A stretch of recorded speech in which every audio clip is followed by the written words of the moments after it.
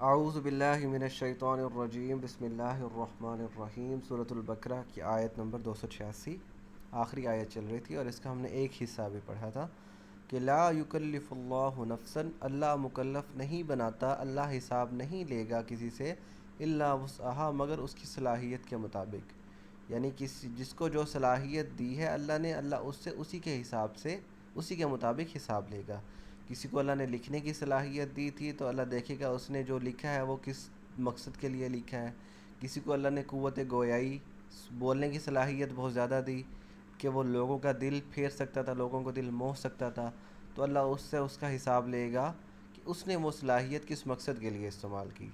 یعنی ہر انسان سے اس کی صلاحیت کے مطابق حساب لیا جائے گا، اور وہ کس کے اندر کتنی صلاحیت ہے وہ اللہ ہی جانتا ہے۔ ہم انسان اپنے آپ کو دھوکہ نہیں دے سکتے اس چیز کے ذریعے کہ جب ہمیں کوئی دین کا کام کرنے کا کہا جائے تو ہم کہیں کہ ہمیں تو اس چیز کی صلاحیت موجود ہی نہیں ہے۔ حالانکہ دنیاوی لحاظ سے ہم دیکھیں تو وہ بندہ جو ایسے بہانے کر رہا ہوتا ہے تو وہ بہت آگے جا رہا ہے، ترقی کر رہا ہے، ذہانت میں سب سے آگے ہے، مطلب باقی معاملات میں وہ سب سے آگے نکل رہا ہے، اور جب ہم دین کا کام اس سے کرنے کا کہیں تو وہ کیا کہیں، میرے اندر صلاحیت نہیں ہے۔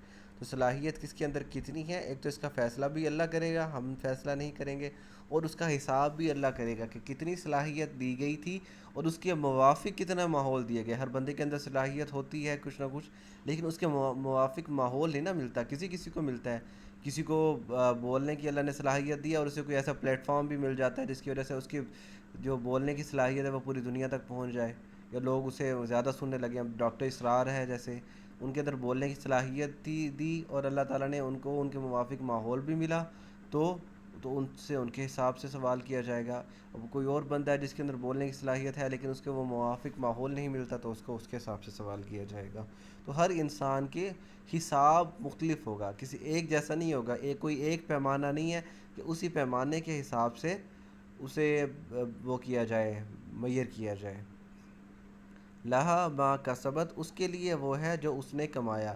لا، لام زبر لا ہو یا لام زر لی ہو، اس کا مطلب ہوتا ہے کے لیے، تو اس کے لیے ہے وہ جو اس نے کمایا۔ وعلیہا، اور اس کے خلاف ہے۔ علا کا مطلب ہوتا ہے کسی کے خلاف ہونا۔ وعلیہا، اور اس کے خلاف ہے مکتسبت، جو اس نے کمایا۔ وہ بھی وہ کسبت جو ہے وہ عام ہے، کسبہ کسبت، اور اکتسبت تو یہ سمپل افتعال ہے باب افتعال سے۔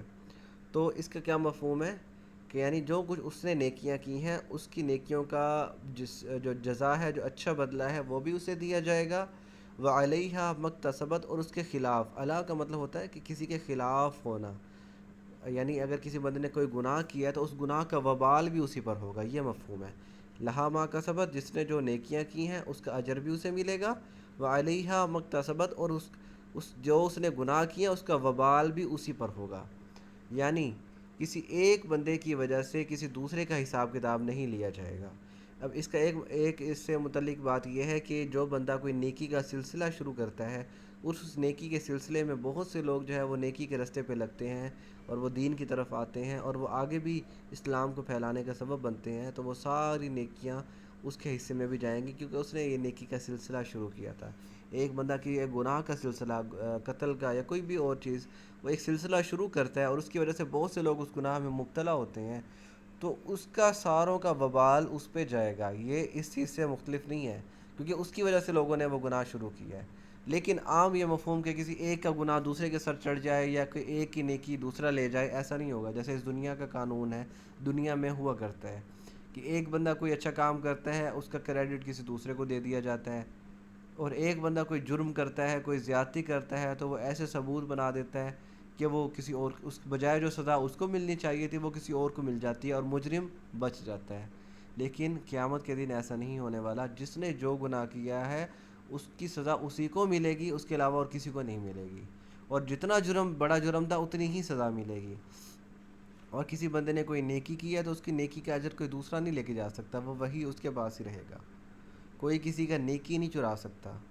لہا ما کسبت، اس کے لیے اجر ہے جو اس نے کمایا، یا جو بیج اس نے بویا وہی اس کے لیے وہی کاٹے گا۔ وعلیہا مکتسبت، اور جو اس نے گناہ کیا اس کا وبال بھی اسی پر ہوگا۔ تو یہ آیت ابھی چل رہی ہے، ادھوری ہے ابھی، تو باقی ہم انشاءاللہ آگے پڑھیں گے۔ وما علینا الا البلاغ المبین۔